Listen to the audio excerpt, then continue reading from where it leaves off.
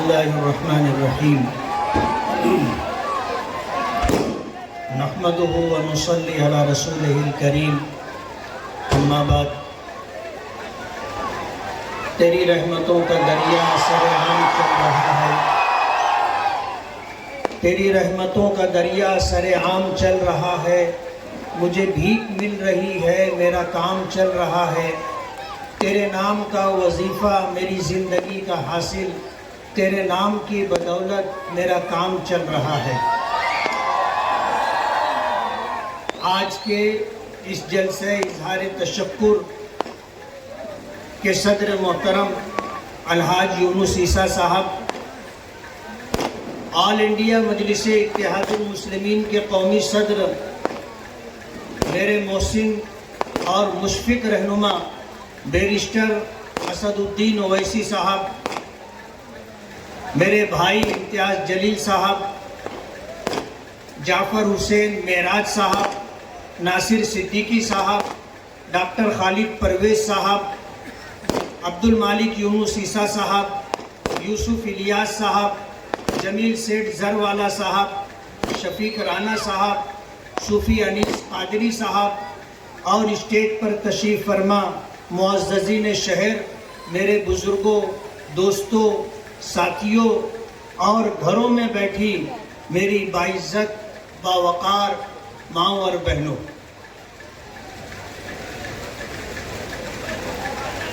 اپنی بات شروع کرنے سے پہلے میں اپنے رب کا شکریہ دل کی عطا گہرائیوں سے کرنا چاہتا ہوں۔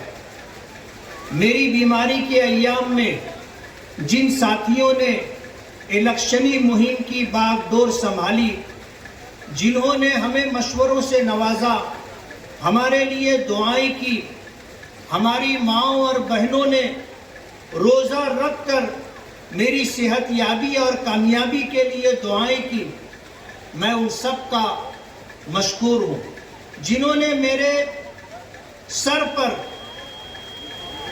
میرے کام کاج پر، میری شخصیت پر بہتان اور الزامات کی بارش کی، میں ان کا بھی شکر گزار کہ ان کی اس درو گوئی اور جھوٹ سے میرے بہی خواہوں، ہمدردوں اور چاہنے والوں میں مزید جوش پیدا ہوا اور وہ میری کامیابی کے لیے تن من دھن سے جٹ گئے۔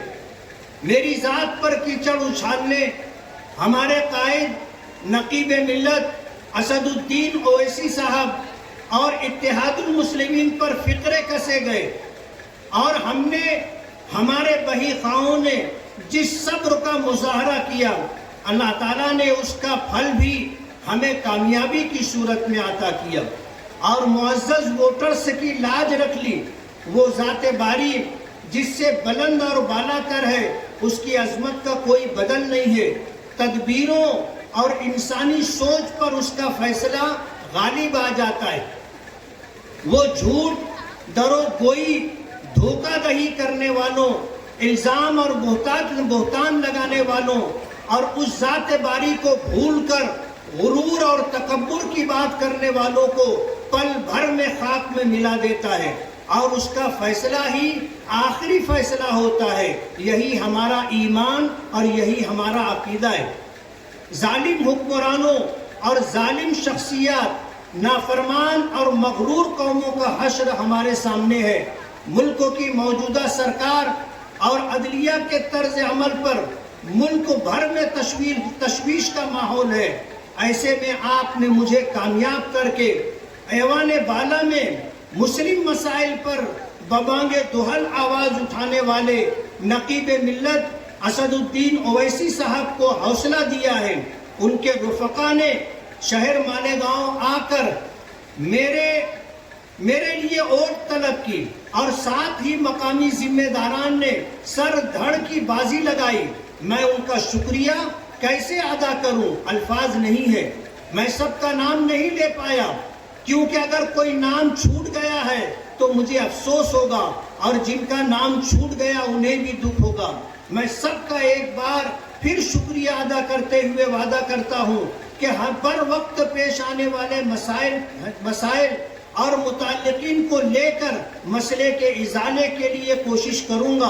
ہمارے قائد مرکز میں وقف ترمیمی ایکٹ ہو اور مساجد کے حساس مسئلے ہوں، آواز اٹھا رہے ہیں، انہیں ہم طاقت پہنچائیں گے، اور شہر کے مرکز سے جڑے مسائل پر بھی ہم انہیں آگاہ کرتے رہیں گے انشاءاللہ۔ میں اپنے تمام ہمدردوں، بہی خواہوں اور خصوصاً نوجوانوں اور اپنی ماؤں اور بہنوں سے کہتا ہوں کہ ابھی شکست کھانے والے آپ کو تنگ کر کے، چھیڑخانی کر کے ماحول خراب کرنے کی کوشش کریں گے۔ آپ لوگ صبر و تحمل کا مظاہرہ کریں، کسی سے ڈرنے کی کوئی ضرورت نہیں، ہم ہیں نا، ہمارے ساتھ اللہ کی مدد ہے۔ ہم ایک ایسی ٹیم تیار کرنے کا منصوبہ بنا رہے ہیں جس میں شہر کے ہر حصے سے ایسے افراد کو شامل کیا جائے گا جو آپ پر آنے والی گفتگو کا سد باب کرنے کے لیے ہمہ وقت حاضر رہیں گے۔ آخر میں پھر رب کائنات کا شکریہ اور آپ سب کا شکریہ ادا کرتے ہوئے یہ کہنا چاہوں گا کہ شہر میں کچھ لوگ اپنے تھوڑے سے مفاد کے لیے مسلمانوں کو برادری کے نام پر بانٹ کر کے رکھ دیا ہے۔ میں برادری والوں سے پوچھنا چاہوں گا کہ انہوں نے آج تک آپ کو کیا دیا ہے؟ ہم مسلمان ہیں اور ایمان کی نسبت سب سے بڑی نسبت ہے، اور ایک ایمان والا دوسرے ایمان والے کے لیے بھائی ہوتا ہے۔ اگر مشرق میں کسی ایمان والے کو کانٹا چبھے تو مغرب میں رہنے والے ایمان والے کو اس کی تکلیف محسوس ہونا چاہیے۔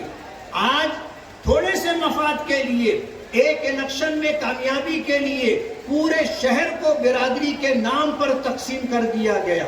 کیا ملا؟ آج لوگ ایک دوسرے سے نفرت کر رہے ہیں اور ایک دوسرے کو حقارت کی نگاہوں سے دیکھ رہے ہیں۔ یہ بہت دکھ کی بات ہے۔ ہم مسلمان ہیں۔ نبی کریم صلی اللہ علیہ وسلم نے جب مکہ مکرمہ فتح کیا تھا تو اس موقع پر آپ نے فرمایا تھا کہ کسی عربی کو کسی اجمی پر اور کسی گورے کو کسی کالے پر کوئی فضیلت نہیں ہے۔ اگر اللہ کے نزدیک کسی کا مقام ہے تو وہ تقوی کی بنیاد پر ہے۔ جو جتنا زیادہ اللہ سے ڈر کر کے زندگی گزارے گا وہ اتنا زیادہ اللہ کے نزدیک پسندیدہ ہوگا۔ فتح مکہ کا موقع تھا، نبی کریم صلی اللہ علیہ وسلم نے اعلان فرمایا تھا کہ جتنا زمانے جاہلیت کا سود ہے میں اسے اپنے پیروں تلے رونتا ہوں، اور میرے چچا حضرت عباس کا جن لوگوں پر سود ہے قرضہ، میں سود معاف کرتا ہوں۔ حضرت عباس رضی اللہ تعالی عنہ کو جب اس بات کی خبر ہوئی تو حاضر خدمت ہوئے اور عرض کیا کہ میرے آقا، آپ نے میرے قرض خواہوں پر میرا جو سود تھا اسے معاف کیا ہے۔ میں آپ کو آپ کی موجودگی میں اللہ کو حاضر اور ناظر جان کر کے یہ اعلان کرتا ہوں کہ آپ نے سود معاف کیا ہے، میں اصل رقم بھی معاف کرتا ہوں۔ تاریخ اٹھا کر کے دیکھ لے کہ خلفائے بنو عباسیہ نے 635 سال تک حکومت کی ہے، ورنہ یہ اقتدار ہمیشہ کسی کے پاس نہیں رہتا۔ 5 سال 10 سال آدمی اقتدار میں رہتا ہے، اس کے بعد یہ کرسی چلی جاتی ہے۔ لیکن کوئی نیکی ایسی ہوتی ہے اور اللہ کے نزدیک کوئی مقبول عمل ایسا ہوتا ہے جس کی بنیاد پر اللہ خدمت کا موقع دیتا ہے۔ پتہ نہیں اللہ کو ہماری کیا ادا پسند آئی۔ ہم گنہگار ہیں، نافرمان ہیں، لیکن اللہ نے ہمیں نوازا، اور اللہ کی نوازشات کے ساتھ آج پھر ہم آپ کے درمیان ہیں۔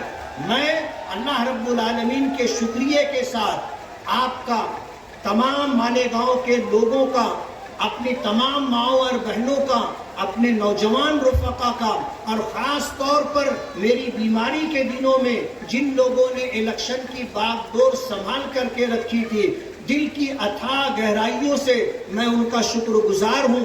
میرے پاس ان کی شکر گزاری کے لیے الفاظ نہیں ہے، اور ان کے احسان تلے میں ہمیشہ دبا رہوں گا۔ ان کے احسان کا بدلہ چکایا نہیں جا سکتا۔ میرا پروردگار اس کا صلہ دے گا، اور مجھے امید ہے کہ انشاءاللہ ہمارے یہ رفقا شہر کی تعمیر و ترقی کے لیے اور شہری مسائل کو حل کرنے کے لیے اور قوم و ملت پر آنے والے مسئلوں کو دور کرنے کے لیے اور حل کرنے کے لیے میرے ساتھ رہ کر کے کوشش کرتے رہیں گے. کہتے ہیں کہ نیت اچھی ہو تو منزل آسان ہو جاتی ہے. انشاءاللہ ہم نیک نیتی، ایمانداری اور دیانتداری کے ساتھ اپنی ذمہ داریوں کو پوری کرنے کی کوشش کریں گے. اللہ تعالی ہمارا حامی اور مددگار ہو. وآخر دعوانا ان الحمدللہ رب العالمین.